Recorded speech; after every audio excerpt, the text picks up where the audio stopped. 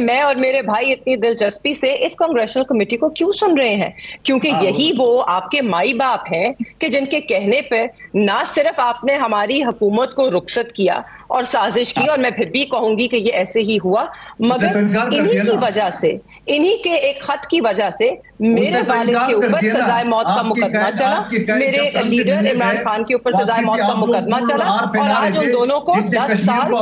یہ بتائیے کہ آپ کا جو موقف رہا ہے کہ ایک مداخلت ہوئی تھی، یہ سازش ہوئی تھی امریکہ کی، اور اس کے نتیجے میں آپ کی حکومت گئی تھی، اور آپ کے لوگ اس پر ایک لابی بھی کر رہے تھے، اور لابنگ کے ساتھ ساتھ ایوان نمائندگان میں خط بھی لکھ رہے تھے، اور وہاں پر آپ چاہتے تھے کہ امریکہ کی جو کمیٹیاں ہیں یا جو کانگریس مین ہیں وہ بھی آواز بلند کریں، لیکن آج ایک کمیٹی ہوئی ہے اور اس کمیٹی میں ڈونلڈ لو نے پیش ہو کر یہ کہہ دیا ہے کہ یہ سراسر جھوٹ پر مبنی ہے۔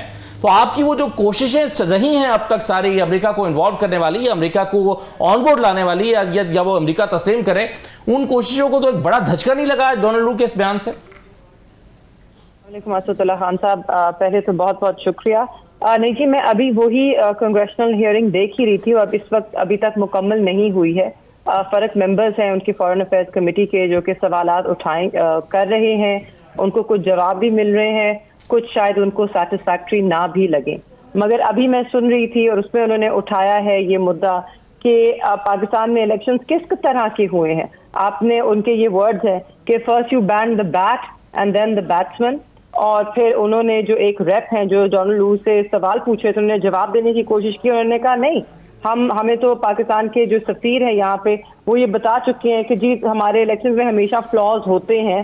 تو انہوں نے کہا مگر یہ بات نہیں ہے، یہ this is the working of a judicial system, کہ جس کی وجہ سے ان کی نظر میں ڈاکٹر افریدی، اس پہ بھی وہ بات کر رہے تھے کہ وہ ابھی تک جیل میں ہیں۔ اس کے بعد انہوں نے یہ بھی کہا ہے کہ ہمارا تو مطالبہ یہ بھی ہے کہ امریکن سفیر کو ڈیالہ جیل جانا چاہیے، عمران خان کو ملنا چاہیے ہے، and he needs to make sure that Imran Khan lives to tell the tale of what has happened, and you need to tell us that has Imran Khan not been a victim of selective prosecution. These are his words, I quote, selective prosecution.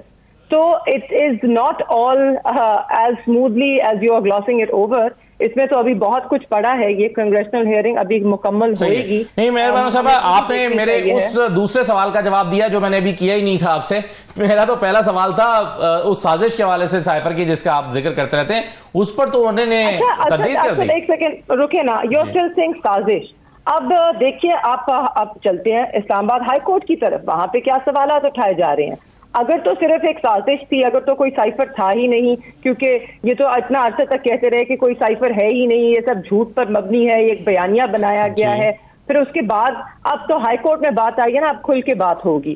آپ نے دیکھا high court میں جب انہوں نے present کیا کہ کیا ایویڈنس ہے کہ جی ہم نے اس کو ایک سازش کی ہے یا ہم نے اس کو اپنے لیے استعمال کیا ہے، انہوں نے جس سپیچ کا حوالہ دیا شاہ محمود قریشی صاحب کی بھی اور خان صاحب کی بھی، اس پہ تو دونوں ججز نے کہا جی یہ تو ہمیں ایک بس پولیٹیکل اسٹیٹمنٹ لگتی ہے، اس میں ایسی کیا بات انہوں نے کر دی کہ آپ نے ان پہ سیکرٹ ایکٹ لگا دی، بات اتنی سی۔ اور پھر انہوں نے پوچھا کہ جی سائفر اگر ہے تو کسی نے دیکھا ہے؟ نہ پروسیکیوشن جو پروسیکیوٹ کر رہی ہے نہ انہوں نے سائفر دیکھا ہے، نہ جج صاحب جنہوں نے سزا دی نہ انہوں نے سائفر دیکھا ہے، تو نہ ہی کسی نے گفتگو کی ہے، نہ ان ججز کو دیا گیا ہے، نہ ڈیفنس کاؤنسل کو دیا گیا ہے، اور یقیناً آپ نے بھی نہیں دیکھا۔ تو ہر کوئی ایک بات کر رہا ہے ہوا میں کچھ جانے بغیر۔ آپ کو معلوم ہے سائفر میں کیا لکھا تھا؟ اور اگر معلوم ہے تو کیسے معلوم ہے آپ کو کس نے دیا سائفر؟ صحیح ہے، لیکن یہ ابھی چونکہ آپ آج بھی سماعت ہوئی ہے اور اب شاید منڈے کو چلی گئی ہے، لیکن اس میں تو مہربانو صاحبہ اس بات کا بھی امکان موجود ہے کہ دوبارہ ریمانڈ بیک کر دیا جائے اور ٹرائل نئے سرے سے ہو، تو پھر یہ تو اگین ایک سب جوڈس میٹر ہے۔ ابھی ہمیں ابھی عدالت سے یہ پتہ نہیں چلا کہ وہ سائفر میں یعنی وہ تو چلیں ایک اور آسپیکٹ ہے اس کا کہ یہاں سے لیک ہوا یا نہیں ہوا، وہ تو اس آسپیکٹ پہ شاید بحث ہو رہی ہے نا۔ جی بہت سے مختلف پہلو ہیں اس کیس کے جو کہ کھل کے سامنے آ رہے ہیں، اور جی ہمیں تو امید ہے کہ ریمانڈ بیک نہیں ہوئے گا، کیونکہ اگر ایک کیس تین دفعہ چل چکا ہے تو اس کا کوئی جواز نہیں بنتا کہ اب وہ چوتھی دفعہ چلے۔ مجھے تو لگتا ہے میری نظر میں کہ اسی ڈویژنل بینچ کو اس کے میرٹس پہ بھی دیکھنا پڑے گا اور اس پہ فیصلہ کرنا پڑے گا، क्योंकि 3 मरतबा ये केस दोबारा चल चुका है। और जैसे सलमान सफ्तर साहब ने कल कहा कि तलाक भी जब होती है तो 3 मौके मिलते हैं, आप सिविल सर्विस का एग्जाम भी आपको 3 मौके मिलते हैं, चौथा किसी को नहीं मिलता। तो आपने जिस भोंडे अंदाज में भी किया है, ये सब भी सामने आएगा। एफआई ने जो केस बनाया, जो इस तरह कंप्लेंट थी, क्या शवाहिद हैं, उनमें कुछ ठोस है कि नहीं, जब बाकी गवाहियां जो शहादतें हैं वो भी सामने हाई कोर्ट में आएंगी तो पता चल जाएगा। हाँ जी असदुल्ला साहब, एक सेकंड रुकिए एक जरा। अगर तो आप कोई भी यहाँ पे IR का स्टूडेंट है, हिस्ट्री का स्टूडेंट है, थोड़ी सी दिलचस्पी भी रखता है, तो I am not making a sweeping statement. What I am saying, वो तारीख ने दोबारा प्रूव किया है। पाकिस्तान में नहीं होता मगर अमेरिका में डिक्लासिफाई होते हैं डॉक्यूमेंट्स, हकायक 25-30 साल बाद सामने आ जाते हैं। और एक हिस्ट्री रही है इंटरवेंशन की, एक हिस्ट्री रही है रिजीम चेंज की, इसको आप झुटला नहीं सकते हैं। अब इस पे आते हैं कि हम selective interference, not at all.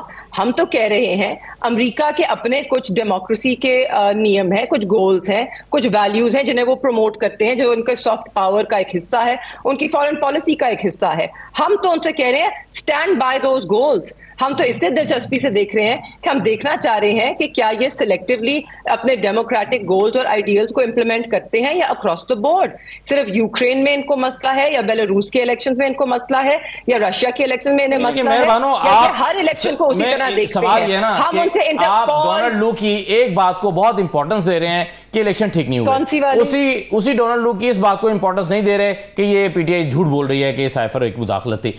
लेकिन आप एक चीज को आप उसको नॉट एट ऑल, हम उनकी बात को उनकी असदुल्ला साहब, हम उनकी सिर्फ एक बात को अहमियत नहीं दे रहे हैं। हम तो बड़ी दिलचस्पी से देख रहे हैं कि वो इंसान जो कि ना सिर्फ रजीम चेंज में मुलव्विस था, आज वो भी मजबूर हो गया है ये मानने में कि इलेक्शंस यहाँ पे शफाफ नहीं थे। और डोनाल्ड लू को छोड़ दीजिए, वहां पे एक पूरी कमेटी बैठी है, देखिए कि वो क्या सवालात उठा रहे हैं, देखिए कि दुनिया के कैपिटल्स में क्या गुफ्तगू हो रही है पाकिस्तान के इलेक्शंस की शफाफियत को लेकर। And let's get real. IMF जो है, IMF का जो बोर्ड है, वेनेजुएला को भी अगर माजी में पैसे नहीं मिले थे, वो इसीलिए क्योंकि IMF और अमेरिका और इस जैसे मुल्कों को तहफ्फुज़ात थे उनकी इलेक्शन की शफाफियत पे और उनकी डेमोक्रेसी के ठोस या पुख्ता होने पर। तो हम भी यही कह रहे हैं, हम तो चाहते ही नहीं है कि पाकिस्तान को वो नुकसान पहुंचे। हम तो चाहते हैं कि यहाँ पे शफाफ इंतखाबात हों, या जो अगर इंतखाबात मुतनाज़े हुए हैं उसमें इंसाफ हो, उसमें ऑडिट हो, ताकि पाकिस्तान पे ये मुश्किल ना आए और इसको बहाना बना के पाकिस्तान को और मुश्किलात का सामना ना करना पड़े इन मुल्कों की तरफ से। इसमें अफसोस की बात यह है कि जिस जमात ने इस वक्त हुकूमत बनाई है वो भी कह रहे हैं कि इलेक्शन कमीशन बदतरीन धांधली का मुर्तकिब हुआ है, वो इल्जाम लगा रहे हैं। जावेद लतीफ साहब मसलन बार बार ये कह रहे हैं